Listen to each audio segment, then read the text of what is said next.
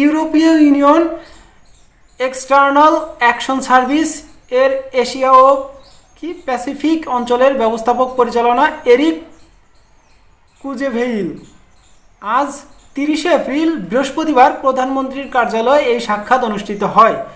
এই ইউরোপীয় ইউনিয়নের একজন সদস্য কুজেভেইল নাকি ভেইল নাম সাক্ষাৎকারে বাংলাদেশ ও ইউরোপীয় ইউনিয়নের মধ্যে দ্বিপাক্ষিক সম্পর্ক, বাণিজ্য, বিনিয়োগ, উন্নয়ন, সহযোগিতা এবং পারস্পরিক স্বার্থ সংশ্লিষ্ট আঞ্চলিক ও বৈশ্বিক বিষয়ক নিয়ে আলোচনা হয়।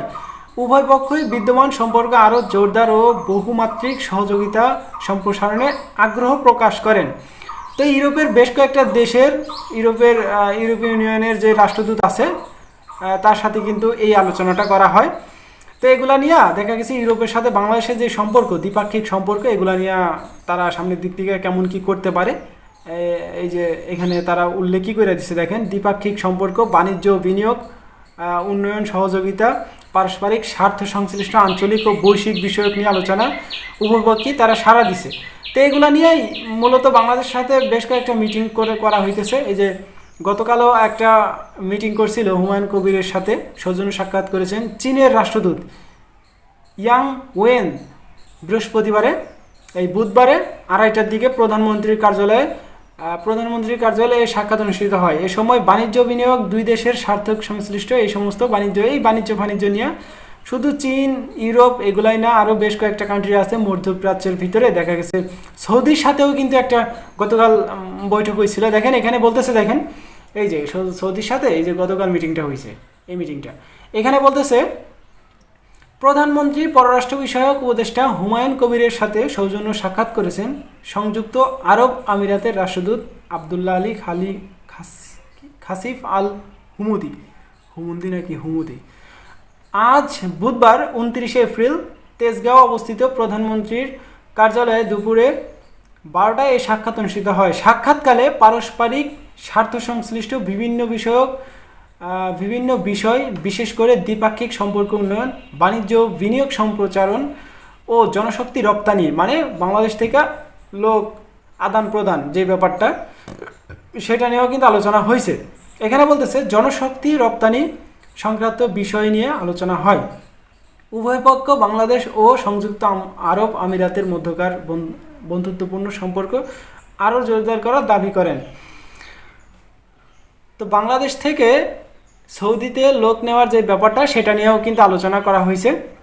এখন অপেক্ষা করার পালা, কবে তারা লোক নেওয়ার এই কার্যক্রমটা চালু করেও লাভ নাই, কয়েকদিন পর আবার বন্ধ করে দেয়। এই মালয়েশিয়ার মতো, মালয়েশিয়া দেখা গেছে 40,000 লোক নিবে বইলা এখনো পর্যন্ত মনে হয় কলিং খুলে নেয়।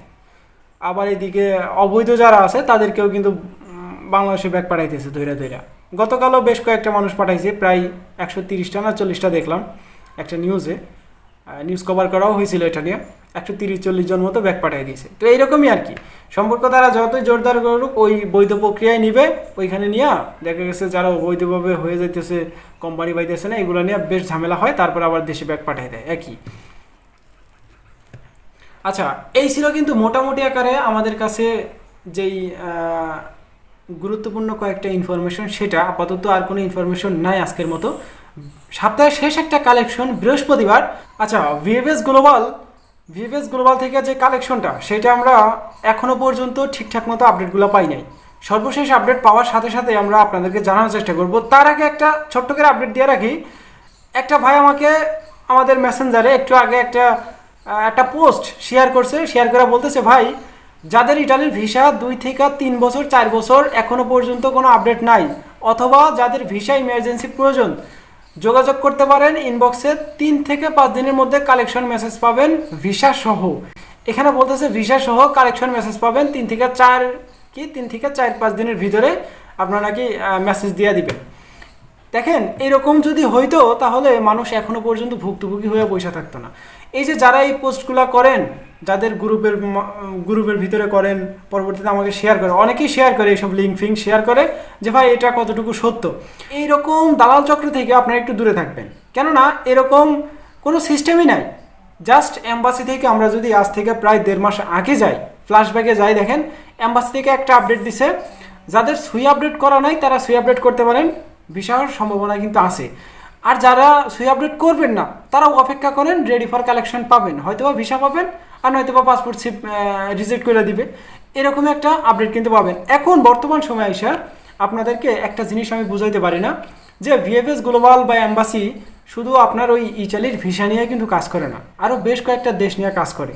এখন দেখা গেছে যে ব্যাকলগ কাগজগুলো আছে এগুলো ডেলিভারি দিতে একটু সময় লেগে যেতেছে, এগুলো রিজেক্ট করবে 100%, অথবা রিকোয়েস্ট করতে পারে যে ভিসা আপনার পাসপোর্টটা জমা দেন, ভিসা পাবেন। তো এখন আপনারা আমাকে স্ক্রিনশট শেয়ার করতেছেন বা অনেকের পোস্ট শেয়ার করতেছেন, গ্রুপে অনেকেই লেখালেখি করতেছেন যে ভাই এরকম একজন আমাকে বলল যে 3 থেকে 5 দিনের ভিতরে রেডি ফর কালেকশন হয়ে যাবে ভিসা সহ, এটা সত্য কিনা? এগুলা থেকে আপনারা একটু দূরে থাকবেন, এগুলা কিচ্ছু হবে না। জাস্ট আপনাকে টাকা পয়সা যতটুকু নেওয়ার তারা নিবে, ধান্দা ফান্দা কইরা কোনো প্রকার কাজই হবে না। ডাইরেক্ট রেডি ফর কালেকশন খুব দ্রুত পাবেন আপনারা, একটু অপেক্ষা করেন। আর কিছুদিনের ভিতরে আপনারা ব্যাকলগ 23-24 সালের সব কটা পাসপোর্ট একবারে ডেলিভারি পাবেন। তো যারা এরকম পোস্ট করে আপনাদেরকে বিভ্রান্ত করবে এদের থেকে একটু এড়ায় চলবেন। তো যাই হোক, সর্বশেষ কালেকশন আপডেট নিয়ে আজকে তো দেখা নাও হইতে পারে, আগামীকাল শুক্রবার দেখা নাও হইতে পারে, রবিবারে আমরা অবশ্যই দেখা করব আপনাদের সাথে সপ্তাহের প্রথম একটা কালেকশন ভিডিও নিয়ে। তো এই ছিল আজকের ভিডিও।